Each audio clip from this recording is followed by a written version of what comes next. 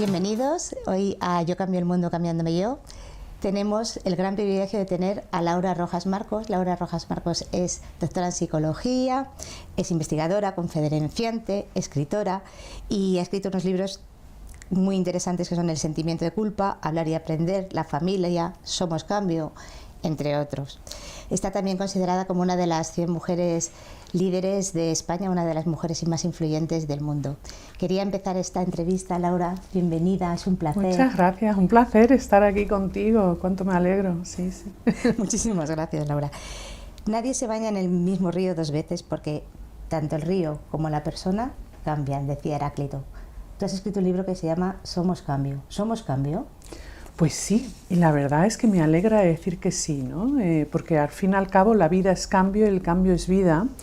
Y como terapeuta, de hecho, trabajo el cambio cada día y me parece, de hecho, un privilegio, ¿no? Poder trabajar con tantas personas durante todos sus procesos de cambio y, bueno, y también decir que yo misma también trabajo mi propio cambio, ¿no? Y para mí el cambio es crecer, es cambiar, mejorar, es aprender y al final, al cabo, pues te enriqueces, ¿no? Y lo cierto es que yo creo que prácticamente casi todo lo que nos proponemos se puede cambiar, sobre todo cuando hablamos en términos realistas, ¿no?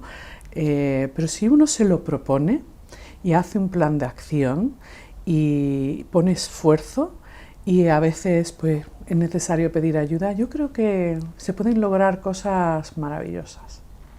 Entonces, ¿sí crees que hay un margen de elección personal, una elección consciente dentro del cambio que podamos realizar cada uno de nosotros? Pues sí, hay una parte que evidentemente podemos elegir nosotros el cambio, pero cuando hablamos de los cambios, creo que es importante, sobre todo fundamentalmente, identificar el tipo de cambio del que estamos hablando o el que nos enfrentamos, ¿no? Por ponerte un ejemplo, hay cambios que son voluntarios, pero hay otros que son involuntarios. A veces los elegimos nosotros y otras veces lo elige otra persona por nosotros, ¿no? Luego hay cambios progresivos, como puede ser el envejecimiento. Desde que empezamos a hablar, ahora mismo, unos minutos más tarde, pues hemos envejecido, pero hemos compartido más, ¿no? Yo creo que poco a poco pues vamos aprendiendo.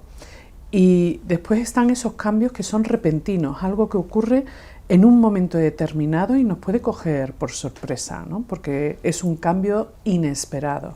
Y después están los cambios esperados. Entonces, todos estos diferentes tipos de cambios nos los vamos a encontrar en la vida profesional, en la vida familiar, en la vida de pareja y también en la vida propia, ¿no? En tu propia evolución. Entonces hay cosas que podemos elegir y cosas que no podemos elegir, que nos vienen dadas. Y quizás ahí la clave, sobre todo a la hora de afrontar los cambios, es dedicar tiempo y pensamiento a la actitud que quieras tener para poder afrontarlos lo mejor posible, ¿no?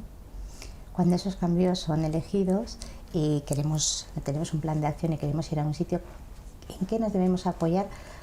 No solo para conseguirlos, sino para que sean duraderos. Bueno, si es un cambio, desde luego, que queremos, ¿no?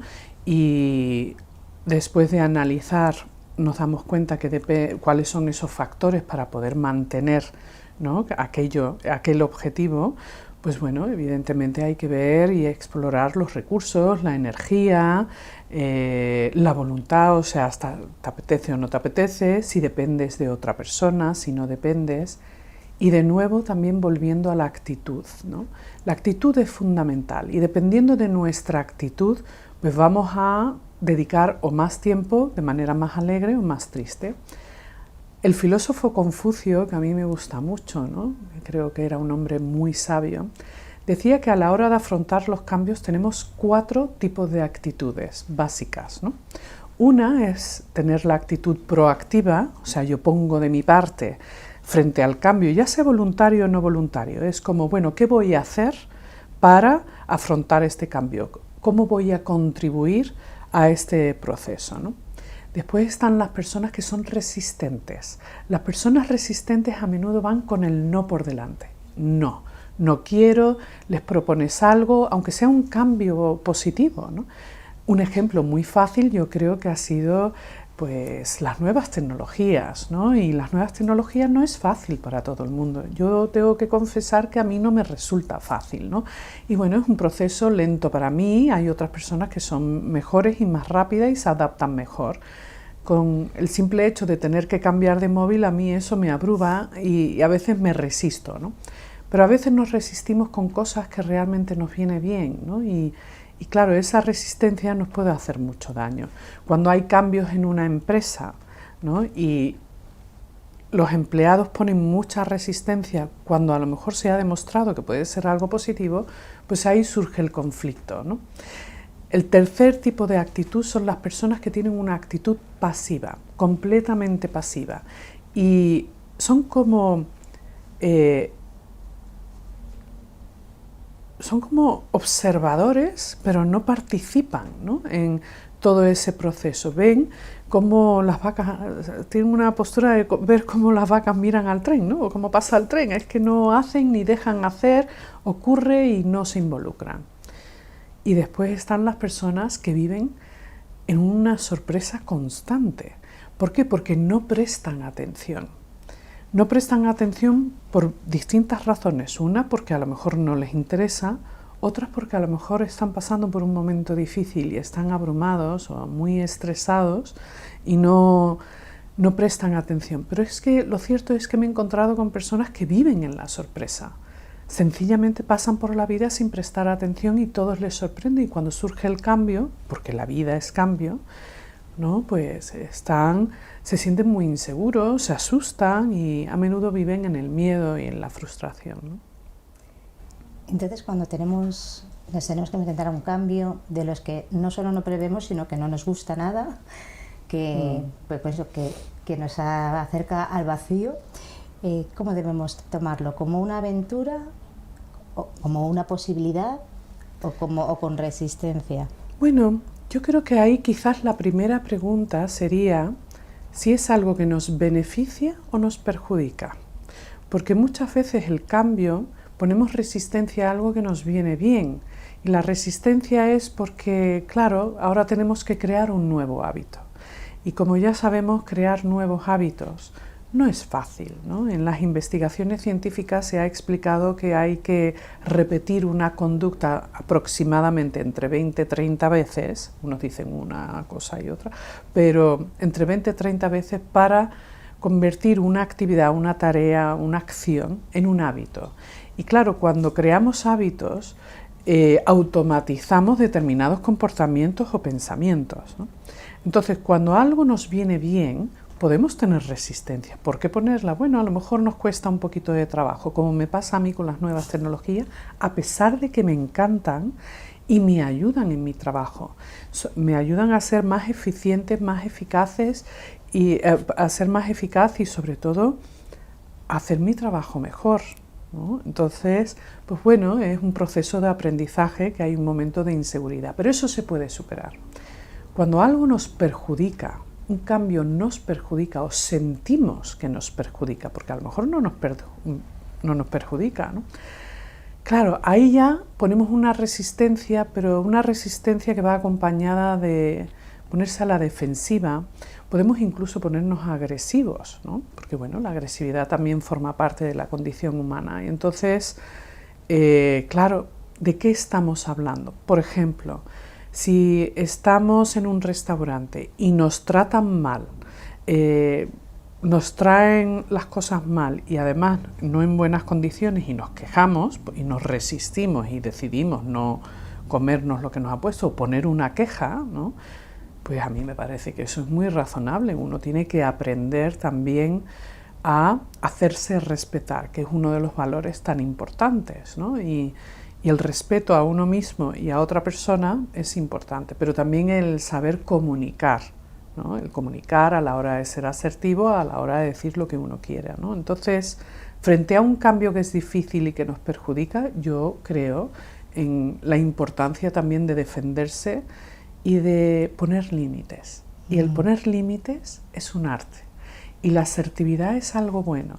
El arte de decir que no es maravillosa. Las personas que tienen dificultad para decir que no y entonces entran, por ejemplo, a los cambios o a cualquier imposición porque sienten que tienen que decir que sí, ir por la vida con el sí es fantástico, pero hay cosas que no son razonables y hay personas que se sienten incómodas. El decir que no es fundamental, sobre todo el sentirte cómodo diciendo que no. Y aunque te incomode, el saber cómo comunicarlo y que siempre se puede hacer también de una manera amable, educada y con respeto, ¿no? Para aquellas personas o aquellos momentos, yo supongo que todos nosotros en algún momento nos hemos sentido así, en el que en cambio nos produce miedo, nos quedamos estancados, en el miedo nos bloqueamos, el miedo que bueno, es una emoción que tiene que existir, exacerbada, ¿no? O fuera de control, es un problema. ¿Qué crees que puede hacer? ¿Qué herramientas hay para desbloquearse, salir? Bueno, el miedo primero es una de las emociones básicas de la condición humana, así como puede ser la tristeza, la sorpresa, la alegría, ¿no? O sea, el miedo nos ayuda a sobrevivir. Sin miedo, las personas que no viven el miedo no saben diferenciar entre algo que puede ser una amenaza o no. El problema quizás es cuando una persona vive en el miedo, ¿no? El vivir en el miedo, en un estado de temor todo el tiempo, de manera permanente o de manera crónica, es devastadora. O sea, al fin y al cabo te paraliza, ¿no? Y yo creo que todos sentimos miedo en algún momento y todos tenemos cosas que nos asustan, ¿no? Y algunas cosas en un momento dado nos puede parecer un miedo estimulante y hay otras que se puede incluso convertir en una fobia.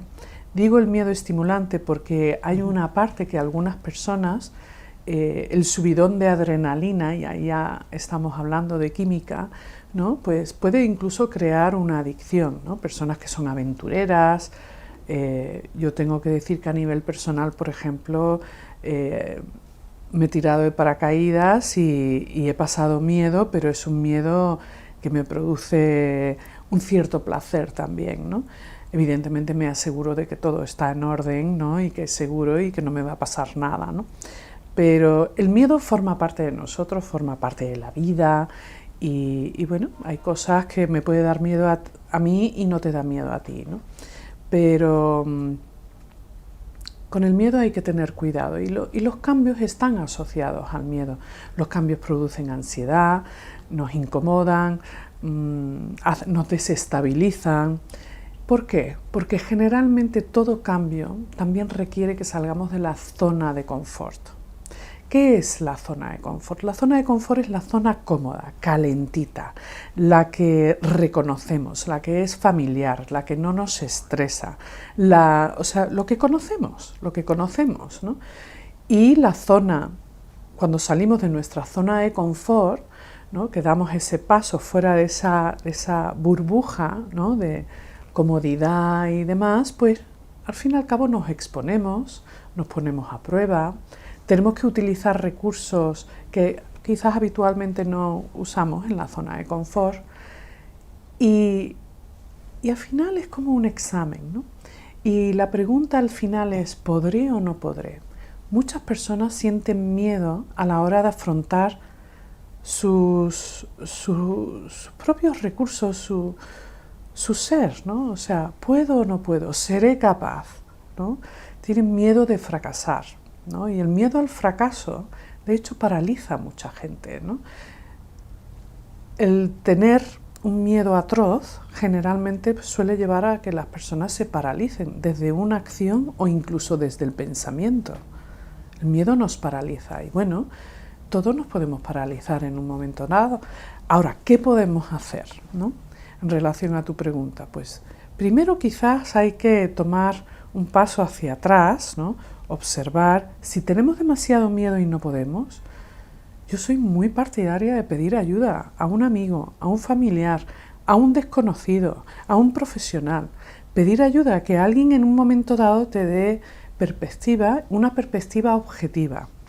Pero por supuesto alguien que sea sano, alguien que sea razonable, porque si le pides ayuda a alguien que también es muy temeroso y está paralizado, pues ese miedo es muy contagioso y de hecho se pueden perjudicar mutuamente, ¿no? Y eso tampoco conviene, ¿no? Entonces, los cambios dan miedo, es normal, producen a veces un poquito de vértigo y todo lo que sea salir de la zona de confort, pues no siempre es fácil, aunque uno esté acostumbrado, pero sí tengo que decir que una de las cosas tan bonitas de mi profesión es que veo cada día cómo tantas personas tan valientes, ¿no?, deciden de manera voluntaria, ya sea por cambios externos, voluntarios o no, pero ellos deciden tener una actitud proactiva frente a su cambio y deciden salir de su zona de confort, y tengo que decir que el 99% de ellas después se sienten satisfechas, aunque no hayan obtenido el resultado que quieren, pero se sienten satisfechas, bien consigo mismas, y su autoestima mejora, porque se sienten valientes, porque lo han intentado. Y al final, yo creo que si nos quedamos con eso, con esa posibilidad, y sobre todo que no tenemos por qué hacer las cosas solos. ¿Por qué? ¿No? ¿Por qué? Que no hace falta. Hay cositas que sí tenemos que hacerlas solas, pero hay otras que no, ¿no? Y entonces el ser razonable yo creo que ayuda mucho, sobre todo a la hora de afrontar el miedo, ¿no? Y cuando, por ejemplo, las situaciones se cronifican, las adversidades, o nos lo parece a nosotros, y aparece el síndrome de indefensión aprendida. Claro. ¿Qué es y qué hacemos con él? El síndrome de indefensión aprendida es un concepto que me parece muy importante y que es importante que todos seamos conscientes de que en algún momento lo vamos a sentir. ¿Y eso qué es? De hecho, Martin Seligman, que es uno de los fundadores de la psicología positiva, desarrolló esa teoría, y es muy interesante porque es la manera en la que tú aprendes el que no puedo, ¿no? Entonces, cuando tú sientes que no puedes, y tu diálogo interno te dice: no puedo, ¿para qué lo voy a intentar? Porque no va a servir para nada. Realmente estás retroalimentando la falta de esperanza, sentimiento de incapacidad y pasividad, ¿no? Entonces, todos podemos caer en eso. Si tenemos un buen amigo, un buen compañero, quizás nos pega un zarandeo amablemente, ¿no?, y nos recuerda: venga, vamos a salir de este charco, ¿no? Es lamentablemente también uno de los síntomas más habituales en personas que sufren de depresión, ya sea de un grado leve o de un alto grado, ¿no? Y entonces, aunque es habitual el síndrome de indefensión aprendida, porque aprendemos que no podemos, o es algo que también podemos aprender durante el desarrollo, ¿no?, cuando somos niños. Si nuestros padres nos meten el miedo de que no puedes, tú no puedes porque eres delicado o que no te sabes valer por ti mismo, aprendes que tú no puedes. Y con eso hay que tener cuidado. Por lo tanto, hay una diferencia entre proteger, por ejemplo, a los hijos, ¿no?, o a los amigos o a la pareja, y otra cosa es alimentar, ¿no?, la incapacidad de sentir que tú sí puedes, ¿no? Eso no puede ser. Entonces, proteger es dar herramientas, es acompañar, es defender, ¿no? Pero sobreproteger realmente incapacitas a otra persona, no le das la oportunidad, o incluso yo diría incluso que se la robas, ¿no? Y también yo le preguntaría a esa persona: bueno, ¿no piensas que una persona puede aprender en un momento dado a levantarse? Los niños, todos, hemos aprendido a andar, ¿no? Ahora, más de un batacazo nos hemos pegado. Si nuestras madres o nuestros padres o nuestros abuelos, ¿no?, que también tienen un papel muy importante, ¿no?, no nos dejan caernos y que trabajemos los músculos para levantarnos, pues acabaríamos todos probablemente en una silla, ¿no? Entonces, a nivel emocional eso también es importante. A veces perdemos la esperanza, estamos agotados. ¿Qué hace falta? Pues a lo mejor hace falta descansar. Y yo animo mucho, mucho a las personas a descansar, sobre todo a aprender a detectar cuando están cansados, y no solamente físicamente, sino anímicamente también, y que acudan a esos pequeños recursos que en un momento dado ya puede ser un paseo, quedar con alguien, ir al cine, ir al teatro, pegarte un viaje, pero el aprender a desconectar te ayuda para volver a conectar, y así evitar caer en lo que también se denomina el síndrome de estar quemado, ¿no? Todos podemos quemarnos en algún momento, es más, yo creo que todos nos quemamos en algún momento. Pero el saber salir de ahí, así como de la indefensión, ¿no? El sentimiento de indefensión es fundamental. Y a veces necesitamos un apoyo, ¿no? Que alguien nos ayude o un pequeño impulso, ¿no? Y el poder de la palabra, ¿no? El tener a alguien al lado a veces que te diga, tú sí puedes, te voy a recordar quién eres cuando tú sí puedes. O a nivel profesional, pues mira, te voy a decir objetivamente cuáles son tus habilidades y tal, y yo te voy a acompañar.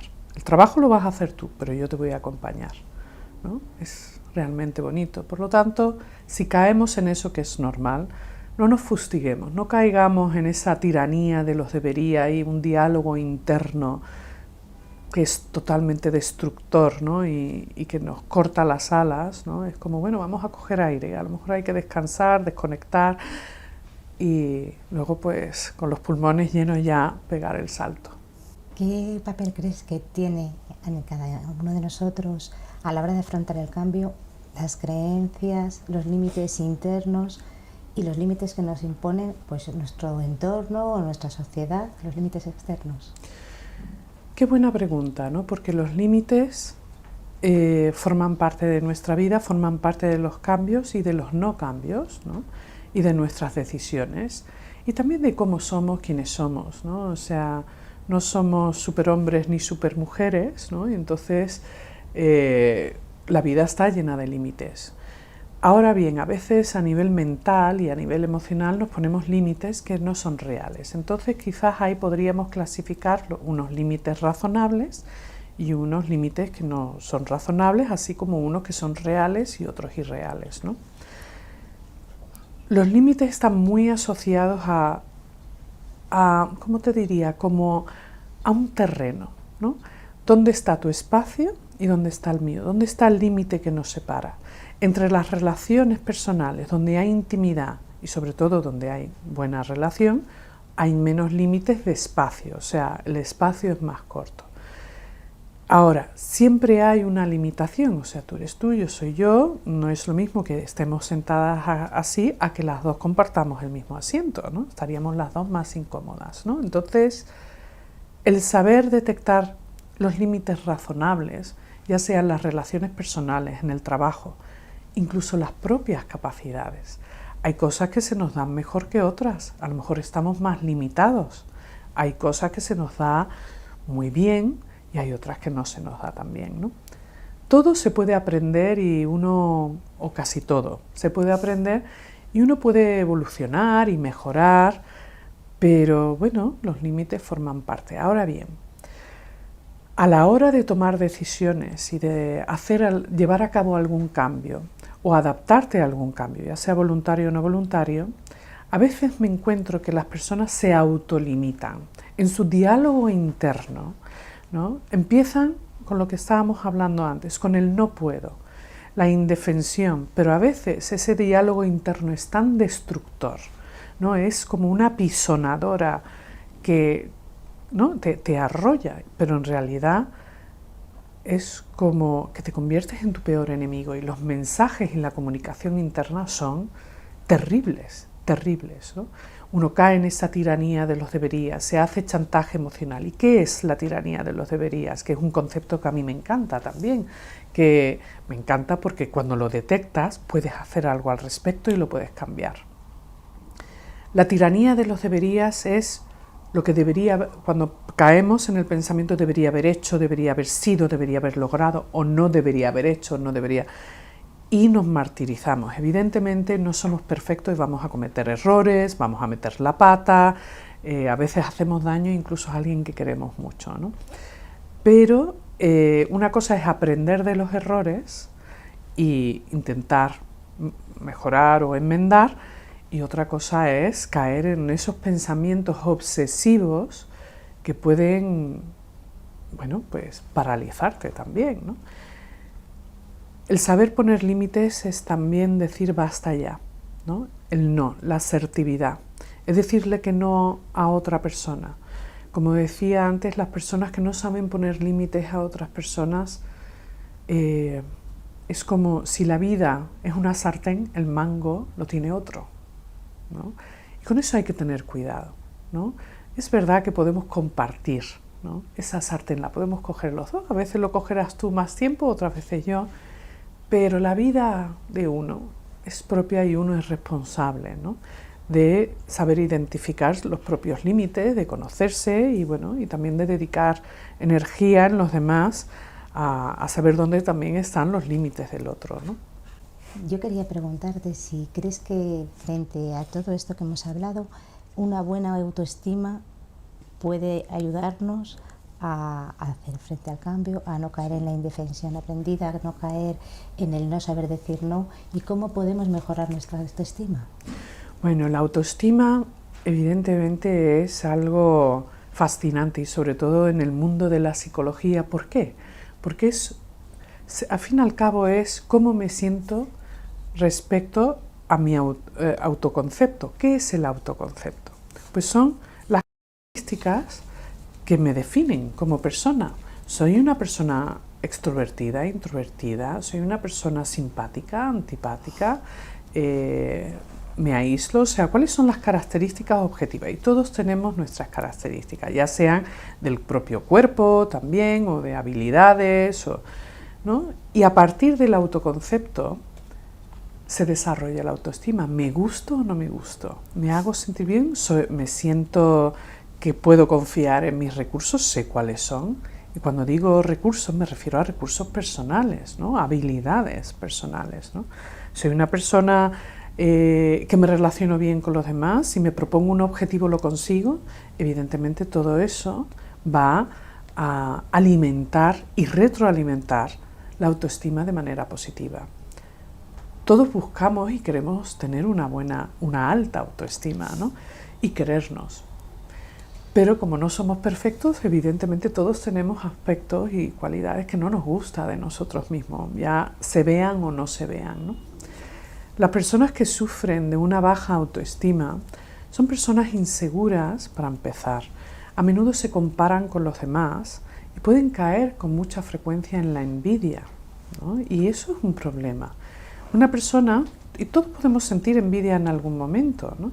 Pero la persona envidiosa, cuando uno estudia la envidia, es realmente la tristeza que produce la fortuna o el bien ajeno, ¿no? Yo quiero lo que tú tienes y además es que me produce tristeza y rabia que tú tengas. Entonces, las personas envidiosas pueden actuar sobre su envidia. Entonces voy a destruir lo que tú tienes, porque como yo no puedo tenerlo, lo quiero destruir. O sencillamente se quedan inactivos, ¿no? Y no hacen nada, que yo diría que eso siempre es mejor. A lo mejor hay un sentimiento de envidia al principio, ¿no? Y después dicen, bueno, voy a cambiar mi actitud. ¿Qué puedo hacer para aprender de esta persona? No solamente para, ¿no?, incorporar esto en mi manera de actuar o de ser. 2, así dejo de sentir envidia. Y 3, mi autoestima mejorará, ¿no? Todos necesitamos afecto de los demás, pero también necesitamos afecto de nosotros mismos. Yo creo que crecemos en una sociedad donde evidentemente las relaciones personales son fundamentales, y más del 50% del éxito profesional y personal viene de aquellas personas que tienen buenas y saben relacionarse con los demás y tienen una buena autoestima, ¿no? Pero a menudo me encuentro que las personas tienen dificultad para poder identificar, ¿no?, los valores positivos que sí tienen. No se ven con claridad. Quizás han crecido en un entorno donde les han machacado, ¿no? Solo se ha puesto foco en los defectos. Eso es un problema. Por eso el concepto del reforzamiento positivo es importante, pero no solamente a la hora de darle un reforzamiento positivo a otra persona, sino a la hora de tú hablarte a ti misma, ¿no? Entonces yo siempre animo a mis pacientes, a mis amigos, y es algo que he aprendido a llevarlo yo a cabo también porque me ayuda a sentirme bien, que los logros, sobre todo los que son difíciles, después de mucho esfuerzo, de sacrificio, ¿no?, de falta de sueño, de irritabilidad, bueno, lo que es algo que te cueste trabajo, yo creo mucho en celebrarlo. Celebrarlo no tiene por qué ser una fiesta, ¿no?, pero darte a ti mismo un poco de cariño, algún mimo, y no tiene que ser gastarse mucho dinero, ¿no? A mí una de las cosas que me gusta, por ejemplo, que me cuesta mucho trabajo después de escribir un libro, me gusta irme, ahora que vivo en Madrid, a la Plaza de Oriente, que es de las primeras plazas que conocí cuando me vine a vivir a Madrid, y me voy al Café de Oriente y me pido un pincho de tortilla y una bebida. No es gran cosa, pero eso sí, para mí es importante sentarme en la misma silla, y si está ocupada, espero, me doy vueltas, ¿no?, hasta que se desocupe, no me importa esperar, que sea un día soleado, y después, si es un libro lo que estoy celebrando, voy con mi libro y me siento y me hago una foto a mí misma para recordar ese momento también de todos los meses, todas las noches, todos los días, todas las cosas que no he podido hacer por el tiempo que le he dedicado. Entonces, para mí eso es un premio, ¿no? Y poner foco en, ¿no?, qué trabajo me ha costado, ¿no? Eso ayuda a la autoestima. Ahora bien, la autoestima no es sentirse superior a otra persona. No nos equivoquemos, ¿no? El sentimiento de superioridad, inferioridad, eso ya está más vinculado al narcisismo, ¿no? Y las personas con un trastorno o con rasgos narcisistas de la personalidad suelen ser personas más egoístas, no tienen empatía, no se ponen en el lugar de otra persona, realmente utilizan a las otras personas según ellos necesiten algo de ellos, o sea, usan más, ¿no? Utilizan a los demás, se sienten superiores, pero realmente esa autoestima, que aparentemente parece que es alta, en realidad es todo lo contrario, ¿no? Sí, hay una cierta relación, bueno, entre la personalidad narcisista y cuando esa es extrema llega a psicopatías, a personas que ya la empatía es nula. Y creo yo también que a lo mejor también su propia autoestima es nula, es vacía. ¿Tú qué crees? Pues sí, tanto como nula, tengo que decir, una persona narcisista no necesariamente tiene se le anula la autoestima. La verdad es que no, porque la percepción que tiene de sí misma es desde la superioridad, ¿no? Y la manera en la que une los puntos respecto a las relaciones, cómo se relaciona con el mundo, cuál es su papel en el mundo, se ve y se siente por encima, pero cuando rascas un poco y esa persona está sola consigo misma y su almohada por la noche, se siente insegura, ¿no? Se siente insegura y sufre también, ¿no? Lo que pasa es que no se relaciona bien con los demás, ¿no? No se relaciona bien y causa mucho daño. Yo diría que a mayor narcisismo, desde luego, más tóxico, ¿no? Quiero que nos hables de algo que para ti sé que es muy, muy importante, que es el respeto. Respeto tanto a uno mismo como el respeto a los demás. Y si el respeto, ¿crees tú que empieza en el autoconocimiento? Pues empieza no solamente en el autoconocimiento, ¿no?, el conocerse a uno mismo, porque eso está también asociado al respeto a ti mismo, ¿no? Conocerte, aceptarte y también quererte con respeto, aunque a veces te enfades contigo mismo, ¿no? Pero luego está cómo te relacionas con los demás. Podemos tener una diferencia, ¿no?, de opinión o manera de hacer las cosas, pero podemos respetarnos, ¿no?, en nuestros argumentos. La ofensa o el insultar, el minimizar o despreciar a otra persona, pues es sumamente destructivo, ¿no? Y eso, lo cierto es que yo creo que sin respeto poco se puede hacer, ¿no? Yo creo mucho en el respeto, pero también creo en los desacuerdos, ¿no? Y bueno, que es uno de los primeros valores, ¿no?, humanos más importantes, así como es la generosidad, ¿no? La generosidad de compartir, pero no solamente compartir, sino también de respetar al otro, ¿no? El autocontrol, ¿no?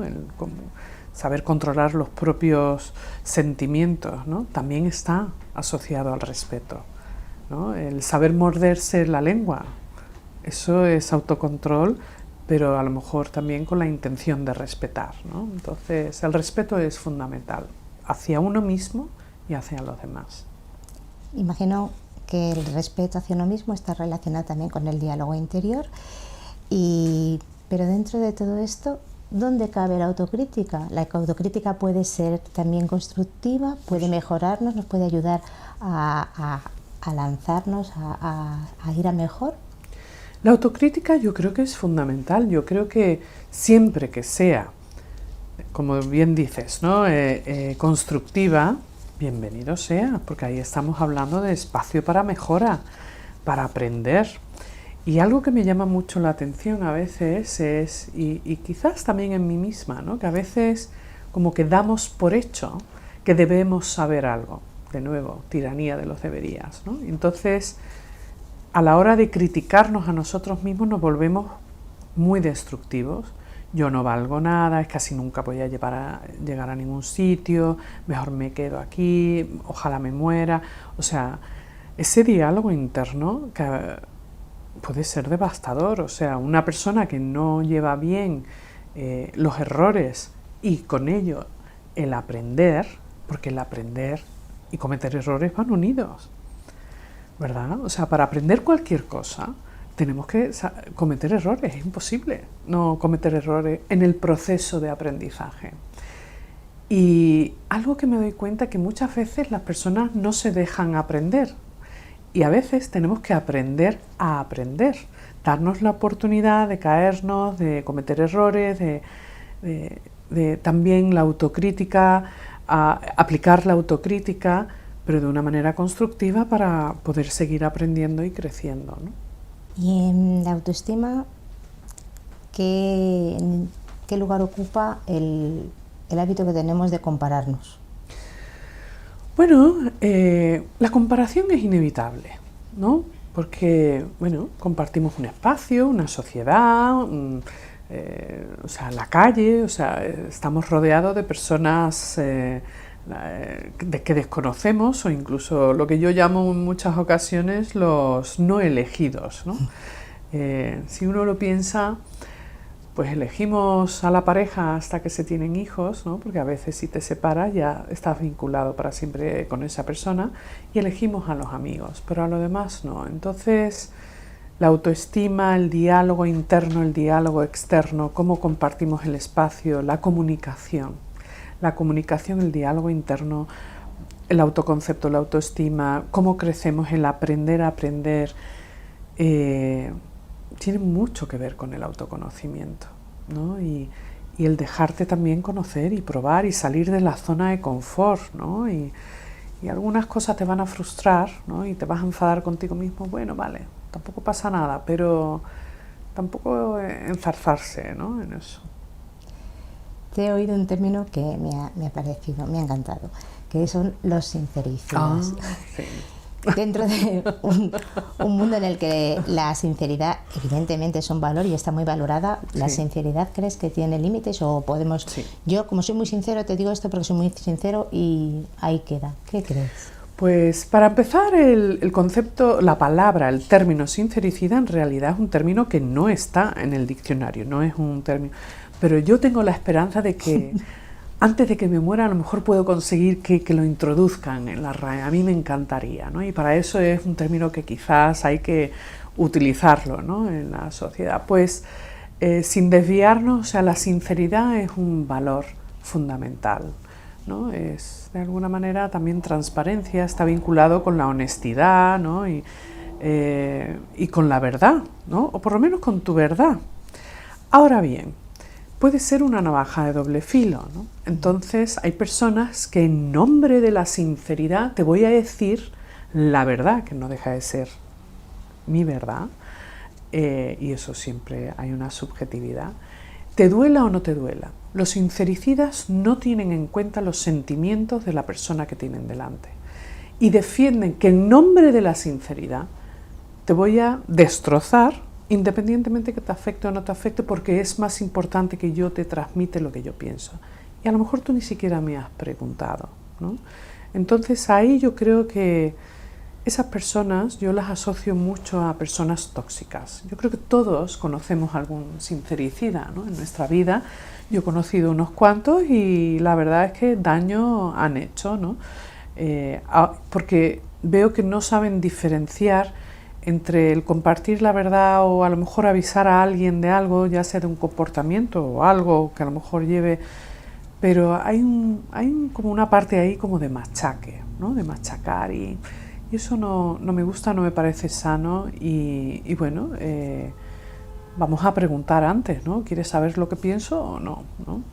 Y si me dices que sí, pues bueno, utilizar bien el lenguaje y tener una cierta sensibilidad, consideración, y bueno, tampoco hay que destrozar a la persona que tienes delante, ¿no? Usar la crítica constructiva. Si, bueno, no parece que esto a lo mejor tenga el resultado, aquí no lo estás haciendo a lo mejor demasiado bien, ¿qué tal si? Y hacer una propuesta constructiva, ¿no? Ya volveríamos también al respeto. Exacto, volvemos de nuevo al respeto. Y a los buenos modales, a la bondad, a la buena... Sí, al hacer a los demás la vida más... Y la buena educación. Y la buena educación te iba a decir también. Sí. ¿No? Y bueno, hay cosas que son básicas en el trato y si uno no observa y no es autocrítico, pero también observador, ¿no? Y evaluar su propia conducta, ¿no? Y un sincericida, lo cierto es que al final acaba solo, ¿no? No suelen tener muchos amigos o tienen amigos, pero siempre en esa fase primaria, ¿no? Al principio, en la etapa al principio, y después, como son desagradables, porque no se dejan de ser desagradables, pues quedan bastante solos. ¿Quién quiere eso, no? Eso se puede cambiar. Bueno, es una buena noticia. Sí. Sí, nosotros en Yo Cambio el Mundo le damos mucha importancia a la ética, a los valores, y sé que siempre dices que tu padre te ha enseñado o te ha inculcado dos valores importantes, que son la perseverancia y el esfuerzo. Sí, la verdad es que ese mérito, de hecho, no es solamente de mi padre, sino de mi madre también. Ahí me he sentido muy afortunada, ¿no? Evidentemente, como todas las familias, hemos tenido nuestras diferencias. Yo he sido adolescente también y bueno, lo normal, ¿no? Lo normal. Pero sí es algo que tanto a mi madre como a mi padre les agradezco mucho, ya quizás como adulto, ¿no? Pues que me hayan inculcado la parte del esfuerzo, sobre todo, porque también he aprendido con los años a reducir mi nivel de miedo, ¿no? No osaría decir que desaparece porque nadie vive fuera de la posibilidad de sentir miedo, ¿no? O miedo a fracasar o que no te salgan bien las cosas, ¿no? Pero siento que me han ayudado sobre todo y me han alimentado mi espíritu aventurero, ¿no? Es como venga, inténtalo, repítelo las veces que haga falta, ¿no? ¿Qué necesitas en un momento dado? Evidentemente también hemos tenido nuestras diferencias, como decía, vamos, como todas las familias, ¿no? Pero la ley del mínimo esfuerzo no ha existido, por lo menos para mí, ¿no? Y desde muy jovencita he tenido que esforzarme mucho y he tenido apoyo, pero también ha habido ahí, ¿no? Unos mensajes, bueno, que había consecuencias en un momento dado si no respondía o no cumplía con mis responsabilidades, ¿no? Entonces yo creo que ahí estamos dando con algo que es muy importante, que es la responsabilidad, ¿no? Y desde luego intentar reducir el síndrome de la indefensión, ¿no? O sea, eso evidentemente yo me he sentido indefensa en diferentes momentos de mi vida, pero también ellos me han ayudado con mensajes como, bueno, pues ¿qué necesitas para salir de ahí? Pero de ahí tienes que salir tú, ¿no? Nosotros podemos ayudar, pero ponte las pilas, ¿no? Y confía en ti, bueno, ¿y qué puedes hacer? Entonces también el que te ayuden a aprender a crear pautas, ¿no? Pasos y sobre todo a ejercitar la paciencia, ¿no? La paciencia, la determinación y la constancia, ¿no? Es fundamental. No nacemos sabiéndolo hacer, sí con la predisposición para poder aprender a hacerlo, pero después hay que practicarlo. Yo diría que toda la vida, ¿no? Porque a quién no le cuesta después de unas vacaciones o después de un fin de semana coger el ritmillo, y ahí es donde yo creo que el amigo, la fuerza de voluntad, ¿no? o nuestra amiga, mejor dicho, ¿no? La fuerza de voluntad, pues ahí tiene que salir y echarnos una mano, ¿no? Estamos concienciados en nuestra sociedad del valor del perdón, pero ¿y el valor del pedir perdón? Bueno, pedir perdón yo creo que es saber pedir perdón, porque sí, creo que también es algo que se aprende, ¿no? Es fundamental. Resuelve tantas cosas, ¿no? O sea, todos cometemos errores, todos podemos hacer daño, pero el saber pedir perdón es fundamental y de hecho nos vamos a sentir mejor. Si lo vemos como una debilidad, el reconocer que nos hemos equivocado, pues yo creo que ese concepto es erróneo. Pedir perdón y que nos pidan perdón ayuda a enmendar, a poder pasar página, a hacer las paces y a seguir adelante. O sea, bienvenido sea el perdón, bienvenido sea. Pedir perdón no nos debilita. Al revés, yo diría que representa fortaleza y alguien que quiere cambiar para mejorar y resolver. O sea, que al fin y al cabo no deja de ser una habilidad resolutiva para, ¿no?, resolver y seguir para adelante. Una de las cuestiones que, bueno, cuando leí tu currículum, tu vida, que me sorprendió fue que fuiste voluntaria en los atentados del 11S. Ante una experiencia, ante una vivencia como esa, ¿qué cambió en ti? ¿Qué te produjo? Pues en un principio, evidentemente, así como a mí, como a todas las personas de mi alrededor, conocidas y no conocidas, dolor. Dolor, miedo, sorpresa, pánico también, mucha tristeza, mucha. Ahora bien, tengo que decir que para las personas de mi entorno, ¿no?, con las que sí pues hablé cuando fui voluntaria, tanto con compañeros como con personas, ¿no?, a las que por lo menos intenté ayudar o acompañar dentro de unas circunstancias tan terribles, pues sí hubo lo que observé en los demás y en mí misma, hubo un cambio interno muy fuerte, ¿no? Yo creo que ante situaciones trágicas o situaciones de trauma, no tiene que ser algo tan extremo como eso, ¿no? Para mí evidentemente ha marcado mi vida y lo pasé muy mal durante mucho tiempo y tuve que pedir ayuda, ¿no? Yo ayudaba a otros, pero yo también necesitaba procesar mi duelo, ¿no?, y mi dolor y comprender qué había pasado, ¿no? Entonces aprendí varias cosas. Una, que el miedo se puede superar, el dolor también, pero uno no olvida, ¿no? Yo a mis amigos y personas conocidas no las olvidaré nunca, pero lo cierto es que también ahí puedes también el plantearte, revisas tu vida, tus prioridades y tus valores y las personas que tienes alrededor. Y yo creo que es importante tener claro qué es importante y qué no es importante. Para ti, para ti.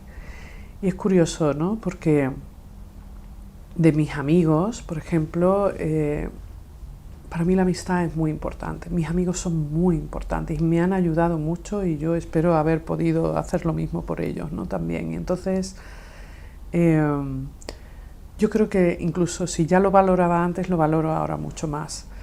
Para mí es muy importante poder ayudar y quizás también esta profesión, ¿no?, pues me ha llevado y me siento afortunado porque me dedico a mi pasión. O sea, para mí ser psicóloga y ayudar, involucrarme en asociaciones donde de verdad creo, ¿no?, porque que acompaño, y la verdad es que hace una diferencia, ¿no? No le puedes quitar el dolor a alguien, pero cuando acompañas o ayudas, escuchas, porque cuando yo me he sentido así, a mí me ha ayudado, no me quita el dolor, pero no te sientes solo tampoco, ¿no? Y yo creo que al final se puede. Y después hay un aprendizaje, ¿no?, de esto que saco, ¿no? O sea, ojalá no hubiera pasado.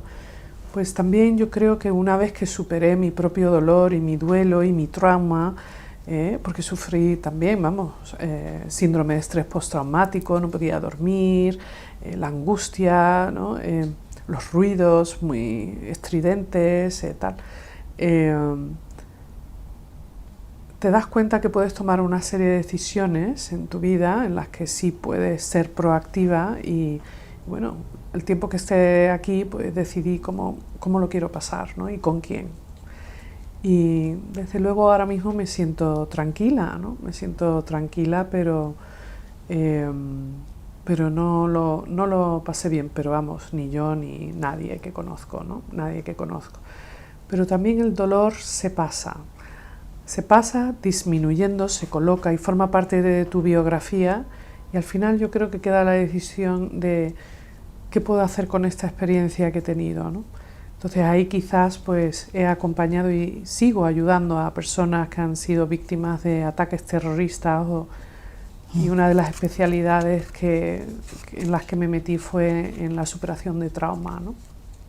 Y ayudar también a otros compañeros a afrontar situaciones traumáticas como esta, ¿no? Que lamentablemente aquí en Europa pues hemos visto, ¿no? ¿Qué pasa? Entonces, bueno, pues cómo puedo aportar mi granito de arena, pues es lo que quizás me da paz, ¿no? Frente a estas situaciones yo creo, hay personas que son resilientes, pero la resiliencia, ¿crees que la podemos trabajar? Los que no lo son pueden generar resiliencia. Sí. Sí, yo creo que forma parte de ese proceso de superación, ¿no? El ser humano es resiliente por naturaleza, ¿no? Porque sobrevivimos. Lo cierto es que sobrevivimos, ¿no? Y a pesar de que hay momentos en los que nos victimizamos porque somos víctimas, pero yo creo que es importante no permanecer en el estado mental y emocional de la victimización, porque te quedas estancado y paralizado en un lugar muy feo. Entonces, no hay que minimizar lo que te ha ocurrido, pero por lo menos quizás desde mi experiencia personal y profesional, el que tú integres esto, ¿no? Lo que hayas vivido, y puedas decir 3 o 4 cosas, ¿no? ¿Qué he aprendido de esto? ¿Qué voy a hacer con ello? ¿Y cómo me va a cambiar para mejor, o por lo menos para intentar ser mejor persona, ¿no? Eso es resiliencia, pero lleva tiempo, y cada uno tenemos nuestro ritmo. Tenemos un ritmo, nuestros apoyos, pero yo creo que al final vamos en esa dirección.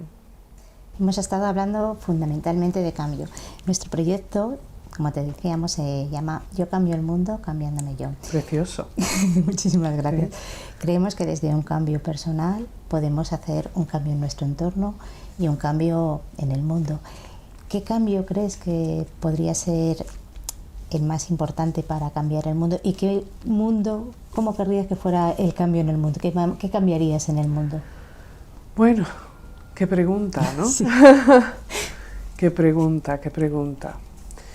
Pues hay muchos cambios que hacen falta, y yo creo que por especificar lo que estamos viviendo ahora, por ejemplo, por poner un ejemplo, hay muchos más y creo que no tendríamos ni tiempo ni cinta, ¿no? Pero por mencionar algo, por ejemplo, todo lo que está pasando en Europa con los refugiados, lo que está pasando en Siria, ¿no?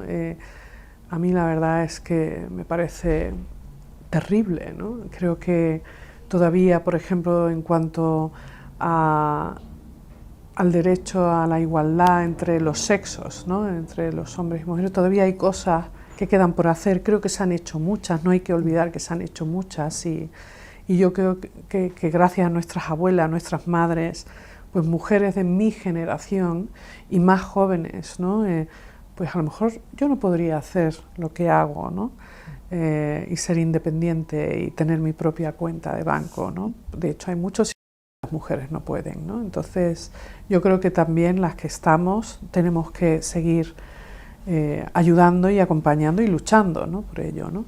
Es un proceso lento, demasiado lento, que puede ser frustrante, pero desde luego están pasando tantas cosas que yo creo que todos estamos de acuerdo que no se puede solo mencionar uno, me da como cosa, ¿no? Porque dejaría tantas cosas fuera, ¿no? Pero desde luego habría que quizás coger muchas de estas situaciones de desigualdad, ¿no?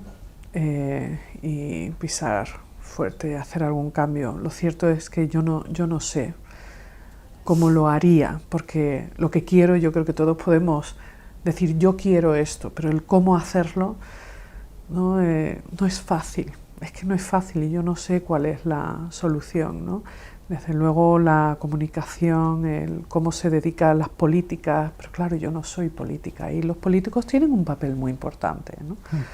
¿Verdad? Pero bueno, los ciudadanos también, ¿no? Y no olvidemos que lo poquito que podamos hacer, desde ayudar, ¿no?, a algunos de los refugiados o ayudar, pero no solamente ellos, por ejemplo, también el proceso de envejecimiento, ¿no?, las personas mayores, que yo trabajo con mucho con las personas mayores, ¿no? O sea, cada vez vivimos más y las condiciones de las personas mayores pues no están muy bien, que digamos, ¿no? Y hace falta muchos cambios, los cambios vienen lentamente, y bueno, evidentemente cada uno de nuestra especialidad y lo que podamos aportar a hacerlo. Solo yo creo que cada uno sabe en sí mismo y debe mirarse dentro, ¿no? Quizá nuestro legado son muchas antorchas que tenemos que pasar para conseguir esos cambios y que esos cambios vayan a mejor y cada generación genere también sus propios cambios en función de sus circunstancias, pero que es realmente algo que, como decías tú, somos cambio, el cambio es continuo y tiene que seguir generándose. Claro, y la concienciación, ¿verdad? Sí, la concienciación. Usar bien la información para informar correctamente, para educar, para concienciar y también abrir puertas para que las personas también podamos participar, ¿no? Y yo creo que así poco a poco pues esa rueda se va creando, que yo diría que es uno de los mejores inventos, sí, ¿no? Verdad.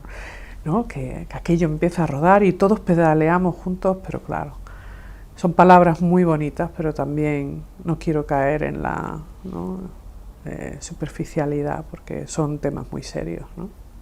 Laura, te agradecemos muchísimo esta extensa entrevista que te he hecho, que ha sido, bueno, maravillosa, reconfortante, nutritiva y de un gran aprendizaje. Ay, muchas gracias a vosotros y para lo que queráis, sobre todo la labor tan bonita que estáis haciendo de informar, de compartir, ¿no?, de dar oportunidades, ¿no?, sobre todo desde un conocimiento constructivo, me parece maravilloso, así que os doy la enhorabuena.